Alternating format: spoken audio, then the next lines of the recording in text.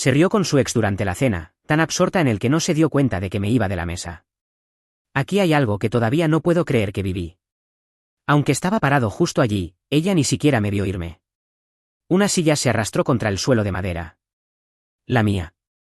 Nadie levantó la vista. Ni ella, ni él. Estaban demasiado ocupados riéndose del mismo chiste que una vez contaron en la universidad.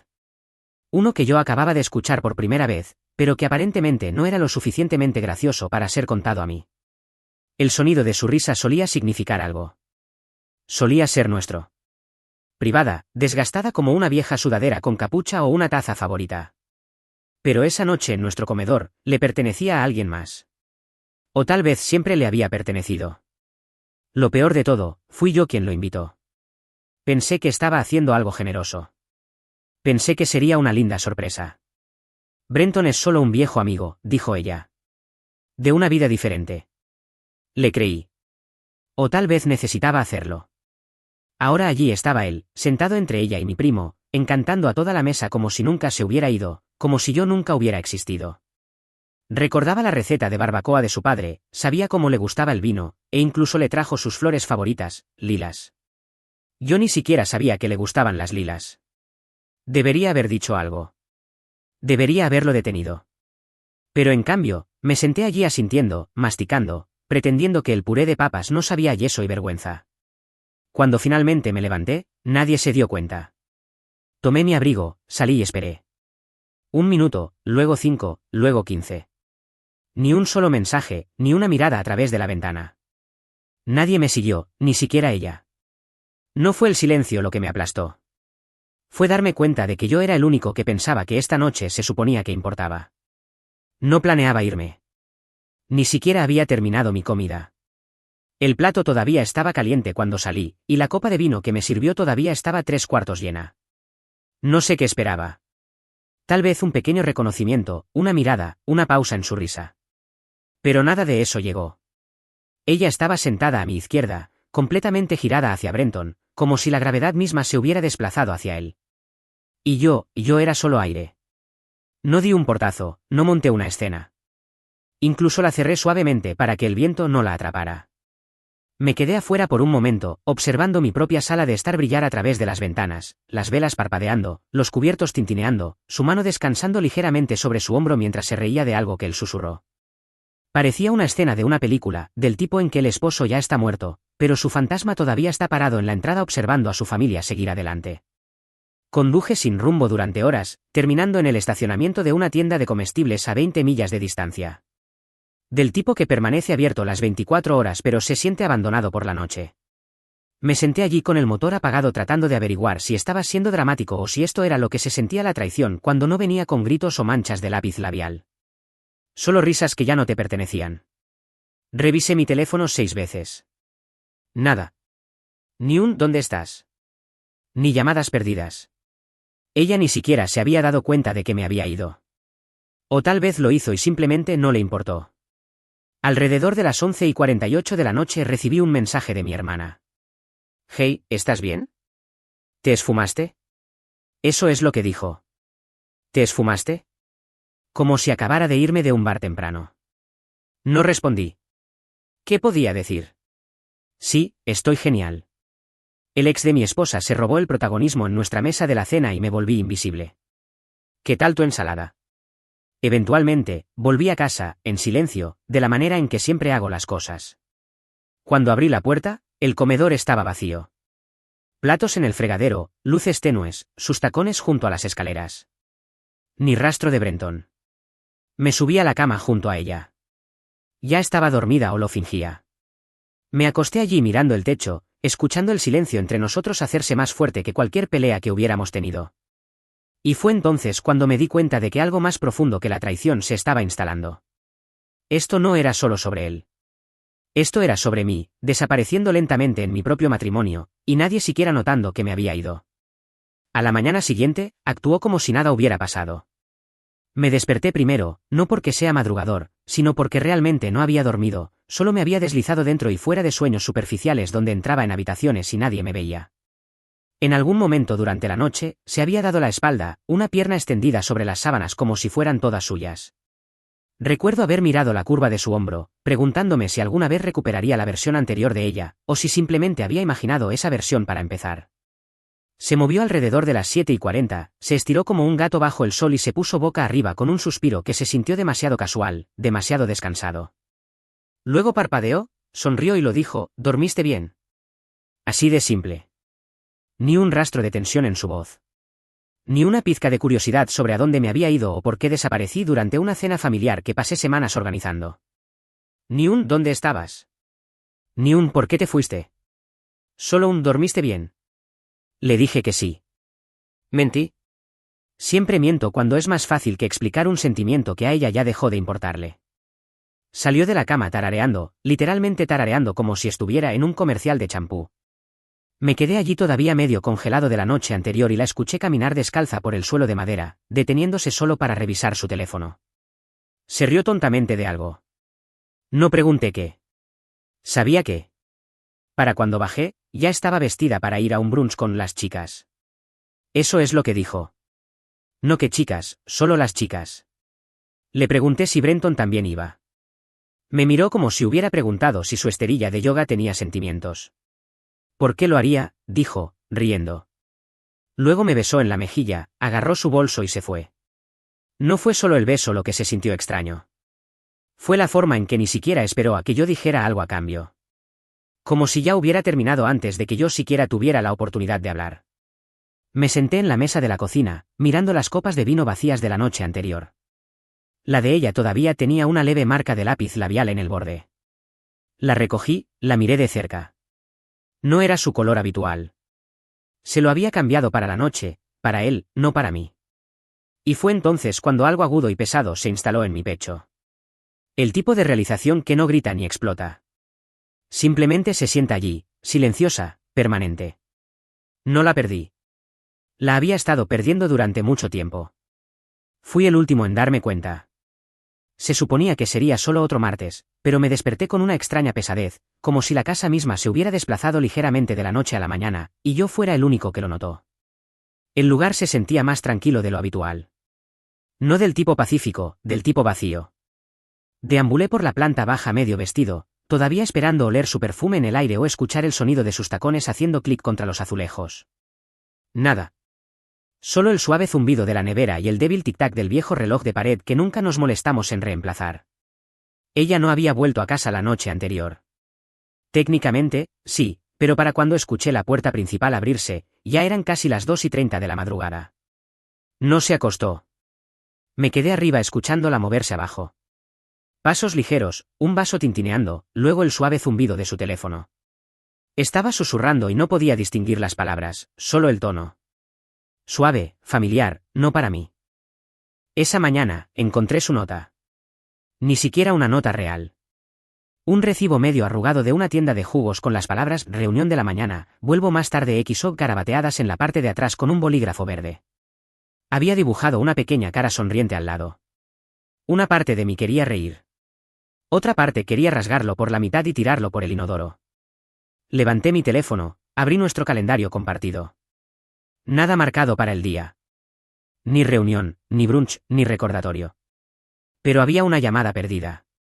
Mi hermana. Toqué el icono del buzón de voz, sin pensarlo mucho. Y fue entonces cuando escuché algo que me dio un escalofrío. No era la voz de mi hermana. Era la de Moea. Su voz capturada accidentalmente en el fondo de un buzón de voz como si el destino se hubiera equivocado y hubiera expuesto la verdad. Ella se estaba riendo. Esa misma risa de la cena. Ese sonido alto y brillante que solía hacerme sentir afortunado.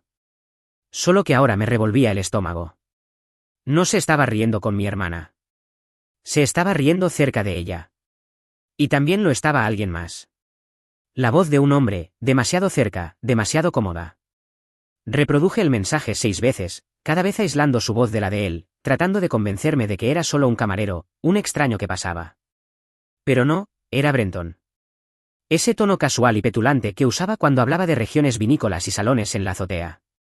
Se filtró a través del audio como una firma. Me senté en el borde del sofá, con el teléfono temblando en mi mano mientras el buzón de voz terminaba con una fuerte explosión de risas compartidas, luego silencio. No podía respirar. Esto ya no era sobre la cena. Esto no estaba en mi cabeza. Ella no se estaba alejando. Ya se había ido. Para el miércoles, dejé de fingir que no me daba cuenta. La negación que había cubierto cada rincón de mi mente finalmente cedió, como una vieja silla que había estado tambaleándose durante años.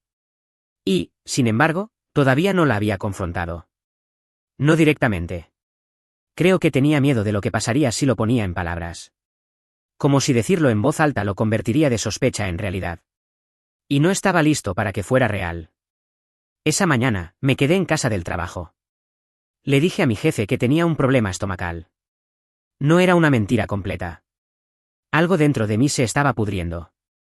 Una mezcla de paranoia, culpa e impotencia que hacía que la comida supiera a papel y el sueño se sintiera como un castigo. Mea salió de la casa a toda prisa, apenas mirándome. Llevaba ese abrigo gris que antes nunca le gustaba, el cabello recogido de una manera que siempre la hacía parecer más joven, más libre. Ni siquiera se llevó café para llevar como solía hacer. Simplemente agarró sus llaves y desapareció. Me quedé mirando la puerta principal durante mucho tiempo después de que se cerró. Luego abrí mi computadora portátil. No sabía lo que estaba buscando. Tal vez su historial de navegación o sus correos electrónicos. Sabía sus contraseñas, no porque fisgoneara, sino porque me las dio hace años cuando todavía confiábamos el uno en el otro con todo. No había nada en su correo electrónico, nada en su historial de búsqueda tampoco, excepto un extraño rastro de pestañas eliminadas. Eso era extraño. Mea nunca eliminaba pestañas. Siempre dejaba 10 abiertas a la vez como migas de pan digitales. Cerré la computadora portátil, me senté en el borde de la cama, y fue entonces cuando escuché el zumbido de su tableta. Rara vez la usaba. Estaba metida debajo de una almohada en el rincón de lectura. La abrí, con las manos temblando, el pulso fuerte en mis oídos. Un mensaje no leído, brillando en la pantalla. Ni siquiera estaba bloqueada. Brenton, siempre usabas el gris cuando planeabas algo. Me congelé. Se me secó la garganta. Y antes de que pudiera pensar, apareció otro mensaje. Brenton, ¿todavía de pie para más tarde? Puedo reunirme de nuevo por el estacionamiento trasero. Nadie nos verá. Mi cerebro trató de razonar con eso. Tal vez estaban planeando una sorpresa. Tal vez estaba malinterpretando. Tal vez. Pero luego llegó el tercer mensaje. Brenton, si se entera, lo solucionaremos. Justo como antes. Antes. Esa palabra me dio un puñetazo en el estómago. No tenía idea de lo que significaba antes, pero claramente ellos sí. Me quedé mirando la pantalla hasta que se atenuó y se puso en negro. Y en ese momento, me di cuenta de que esto no era solo traición. Era un patrón. Una historia que había comenzado mucho antes de que yo siquiera me diera cuenta. Y yo había sido el tonto que nunca pidió el guión. No planeaba seguirla. Ese tipo de cosas se sienten ridículas cuando te has convencido de que todavía te aferras a la dignidad. Pero cuando Mea se fue esa tarde a toda prisa, con el abrigo arrugado, el cabello demasiado perfecto, el teléfono agarrado como un salvavidas, algo dentro de mí cambió. No era ira. Todavía no. Era curiosidad mezclada con el tipo de pavor que sientes antes de un examen para el que olvidaste estudiar. Agarré mis llaves, esperé 3 minutos completos, luego salí del camino de entrada como un extraño. Ella no me vio. No miró hacia atrás ni una sola vez. Me quedé 2 autos detrás. No lo suficientemente cerca como para generar sospechas. No lo suficientemente lejos como para perderla. Mis manos sudaban todo el tiempo. Aunque el aire acondicionado estaba a todo volumen, seguía pensando, ¿y si me equivoco? ¿Y si solo va a la tienda a encontrarse con un cliente? Pero en el fondo, ya sabía el destino. Entró en un estacionamiento que nunca la había visto usar. Del tipo cerca del extremo de la ciudad, metido entre una cafetería y un complejo de apartamentos demasiado moderno para gente como nosotros. Salió, no revisó sus alrededores y caminó rápido como si ya lo hubiera hecho antes. Me estacioné, esperé, la vi desaparecer por la esquina. Pasaron 10 minutos antes de que lo viera. Brenton. Apareció como si perteneciera allí. Con las manos en los bolsillos, gafas de sol puestas, una sonrisa de suficiencia ya formándose antes de que siquiera llegara a la puerta. Quería creer que se estaban reuniendo en público, en algún lugar inocente. Pero cuando ambos desaparecieron detrás de la entrada lateral de ese edificio, sin letreros, sin oficinas, solo puertas de vidrio y un escáner de tarjeta de acceso, algo dentro de mí se partió en 2. No los seguí. Simplemente me senté allí en mi coche, mirando la puerta detrás de la cual desaparecieron, preguntándome cuánto tiempo había estado sucediendo esto justo debajo de mi nariz. ¿Cuántas veces me había sonreído por la mañana después de escabullirse la noche anterior? ¿Cuántas veces había besado una versión de ella que ya no existía? Lo peor no fue ni siquiera la traición. Fue la familiaridad de todo. Como si no fuera la primera vez. Como si tuvieran un sistema.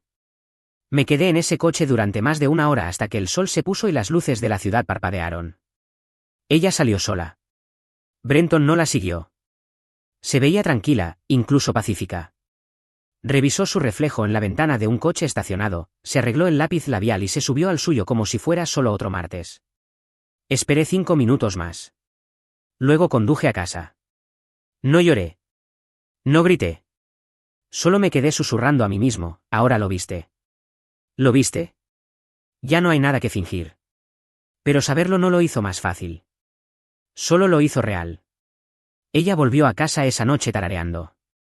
Ni siquiera era una canción, solo una melodía suave y sin tono bajo su aliento. Mientras se quitaba los zapatos en la puerta, sus tacones cayeron cerca del felpudo de bienvenida, uno ligeramente inclinado como si incluso ellos no tuvieran energía para fingir más. Yo estaba en la cocina fingiendo revisar mi teléfono, fingiendo no levantar la vista. Pero mi corazón latía tan fuerte que podía escucharlo en mis oídos. Ella no se dio cuenta de que la estaba mirando. O tal vez lo hizo y simplemente no le importó. Mea se sirvió un vaso de agua, se apoyó en el mostrador y tomó un sorbo lento como si no acabara de salir de algún edificio misterioso con un hombre en el que no se suponía que pensara.